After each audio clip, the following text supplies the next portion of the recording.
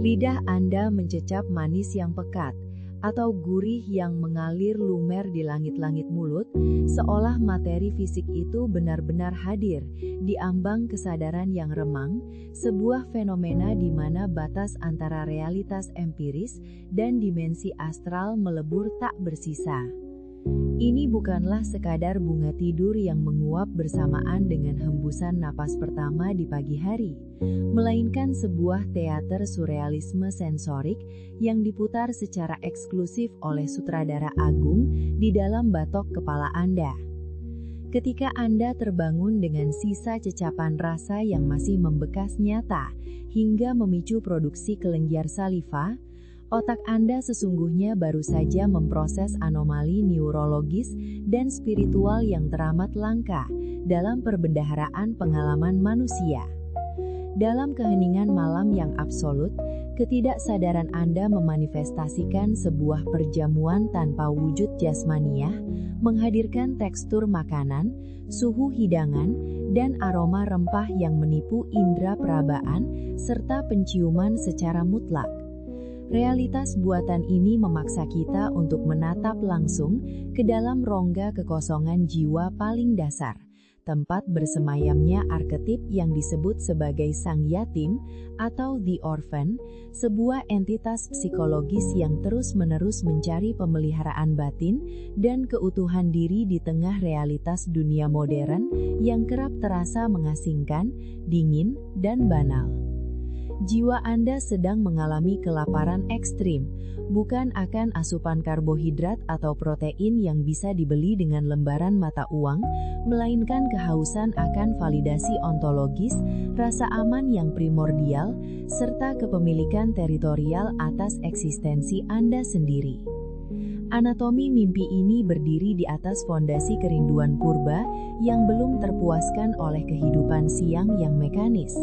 Mengapa organ kognitif Anda harus memeras energi sedemikian masif untuk meracik simulasi gustatori secara mendetail hanya untuk mengelabui raga fisik Anda yang sedang terbaring pasif dalam kelumpuhan tidur sementara?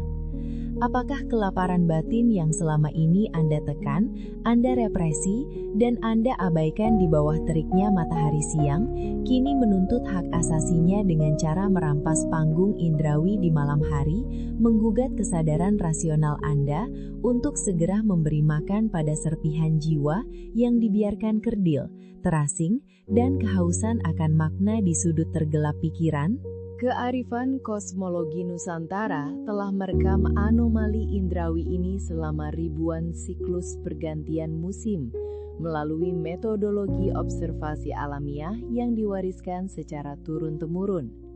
Sebuah disiplin esoterik yang kita kenal sebagai ilmu titen, mencatatnya dengan presisi tinggi menggunakan tinta kebijaksanaan dalam lembar-lembar naskah primbon Jawa kuno.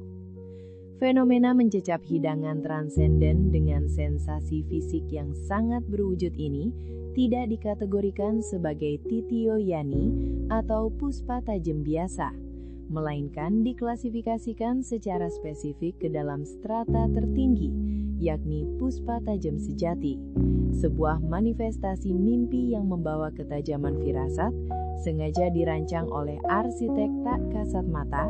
agar membekas kuat pada jaringan saraf sensorik, sehingga pemimpi tidak akan mudah meluruhkan ingatan tersebut saat fajar menyingsing. Para leluhur kita, yang hidup dalam sinkronisasi absolut dengan ritme makrokosmos, memahami sepenuhnya bahwa Sang Pencipta dan alam semesta jarang sekali berkomunikasi menggunakan dialektika verbal manusia yang terbatas, melainkan melalui kode-kode simbolis, sasmita, dan siloka yang ditanamkan langsung pada substrat tubuh jasmani. Dalam leksikon spiritual Jawa yang luhur, aktivitas menyantap makanan dengan kepenuhan pengalaman indrawi di ambang tidur membawa pesan sakral yang bervibrasi pada frekuensi luput saka ing prihatin.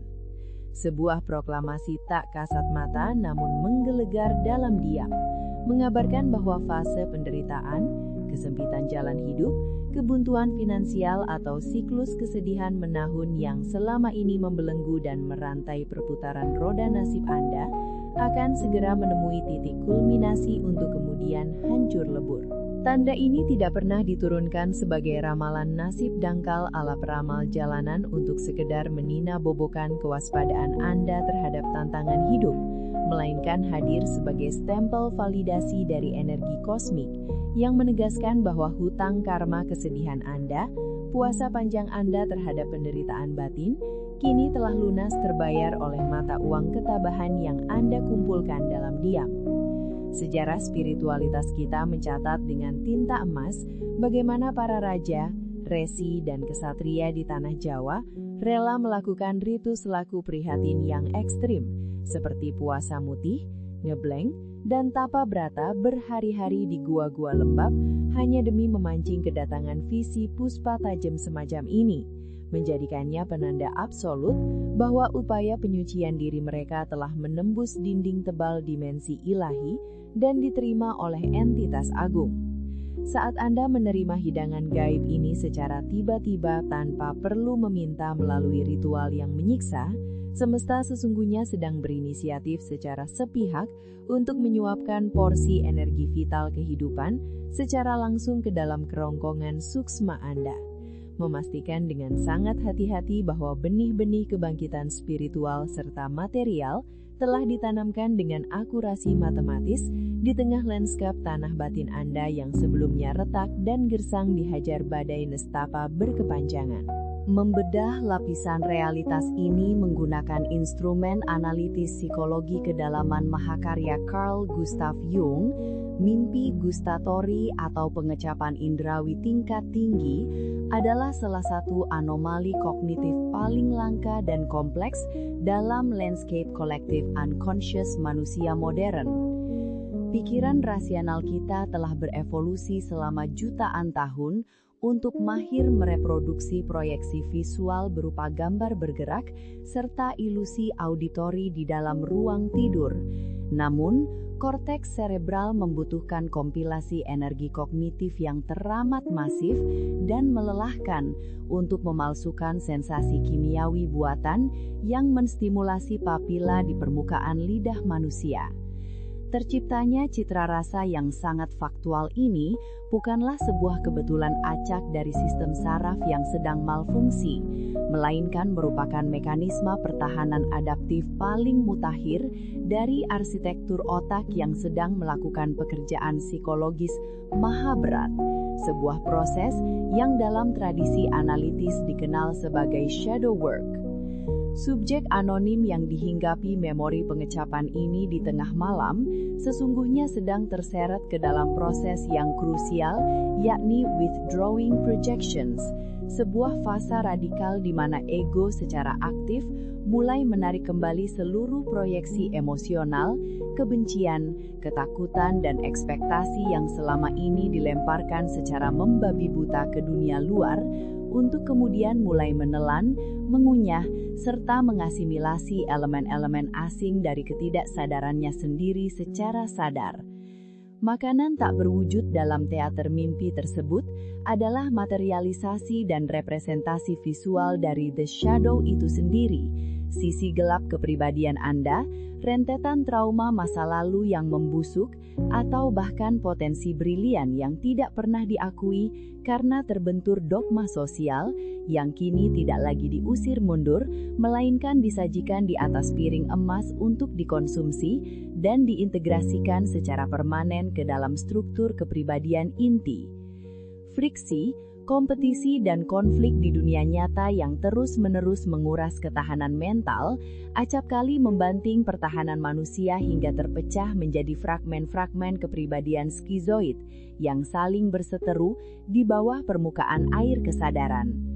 Pada fase rapid eye movement yang mencapai intensitas ekstrim ini, pikiran bawah sadar mengambil alih kemudi kapal secara diktator, merampas kontrol, lalu meracik seluruh substansi psikologis yang berserakan tersebut menjadi sebuah hidangan transenden, lantas menyuapkannya secara paksa kembali kepada sang ego yang sedang lemah.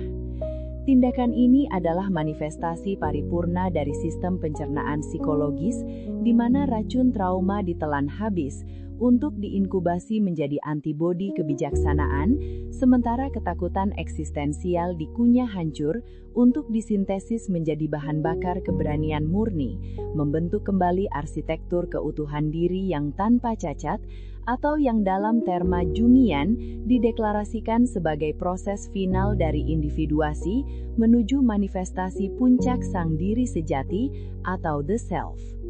Persilangan epik antara kearifan mitos leluhur melalui optik ilmu titen dan ketajaman logika dari psikologi analitis ini menciptakan sebuah sintesis spiritual yang tak terbantahkan kebenarannya, membongkar rahasia bahwa sains dan spiritualitas adalah dua sisi dari koin emas yang sama. Pesan langit yang diuraikan oleh naskah Primbon sebagai janji suci akan datangnya siklus luput saka ing prihatin sejatinya beresonansi secara presisi dengan pesan batin dari laboratorium ketidaksadaran mengenai proses asimilasi shadow dan integrasi kepingan-kepingan kepribadian yang sempat hancur. Hukum termodinamika spiritual menetapkan bahwa seseorang tidak akan pernah bisa benar-benar terbebas dari jerat penderitaan eksternalnya seperti krisis finansial atau konflik relasional jika ia belum terlebih dahulu berhasil mencerna, mendamaikan, dan menyatukan medan konflik yang berkecamuk hebat di dalam teater internalnya sendiri. Makanan gaib yang Anda telan bulat-bulat dengan sensasi rasa yang sedemikian menghentak saraf itu bertindak sebagai jembatan emas penghubung, sebuah konduktor energi kosmik yang menjembatani penyelesaian krisis psikologis tersembunyi dengan perbaikan drastis nasib Anda di panggung alam material. Ketika reaktor alam bawah sadar Anda telah membuktikan kesanggupannya dalam mengubah rasa getir dari duka lara serta empedu trauma menjadi nutrisi spiritual yang merekonstruksi keutuhan jiwa, seketika itu pula cangkang tebal penderitaan yang selama ini mengurung Anda di dunia fisik mulai retak, melapuk, dan akhirnya hancur berantakan menjadi debu. Mimpi surrealis ini dikirimkan menembus batas waktu bukan untuk memicu ketakutan irasional, kecemasan klinik, atau kebingungan teologis, melainkan hadir sebagai kompas hidup yang paling murni dan tidak bisa diretas oleh opini pihak manapun, menuntun Anda dengan tangan dingin untuk menyadari fakta tak terbantahkan bahwa otoritas penyembuhan sepenuhnya bermukim di dalam lokus kendali Anda sendiri. Melalui perjamuan bawah sadar ini, Anda tidak lagi diizinkan untuk memelihara mentalitas sang yatim yang meratap merana menengadahkan tangan mencari belas kasihan dan perlindungan dari entitas luar, melainkan telah dianugerahi mahkota dan bermetamorfosis menjadi penguasa berdaulat atas kerajaan batin Anda sendiri, seorang raja atau ratu alkemis yang memiliki kapabilitas magis untuk memanen saripati nutrisi kehidupan dari setiap puing penalaman kelam yang pernah meluluh lantakan garis nasib Anda. Sikapilah fenomena visi suci ini dengan penerimaan yang diliputi keheningan paripurna. Jadikan ia sebagai batu penjuru sekaligus fondasi empiris yang kokoh untuk melangkahkan kaki ke terbitnya esok hari dengan postur jiwa yang tegak menantang badai, menyadari sepenuhnya bahwa konstelasi semesta secara khusus telah meluangkan ruang dan waktunya untuk menyuapkan penawar luka purba secara langsung ke dalam palung suksma Anda. Dan kini tugas mulia Anda di dunia yang berwujud ini hanyalah memanifestasikan keutuhan yang telah direstorasi tersebut melalui setiap tindakan konkret, ucapan yang penuh presisi, dan keputusan sadar yang menggetarkan fondasi kehidupan. Pada akhirnya, jejak cecapan rasa biner yang tertinggal dengan sangat pekat di atas indera pengecap Anda di ambang fajar, meresap di sela-sela gigi dan menstimulasi rongga mulut, adalah sebuah monumen pengingat abadi bahwa realitas di alam semesta ini tidak pernah hanya terbangun atas dimensi materi yang tunggal dan datar, dan jiwa manusia senantiasa memiliki cara rahasianya sendiri yang teramat elegan untuk memelihara wujud jasmaniah kita yang acap kali rapuh diterjang gelombang waktu. Sensasi manis yang melegakan, getir yang menghentak, atau gurih yang memudar perlahan bagai kabut seiring terbukanya kelopak mata Anda saat merespons cahaya pagi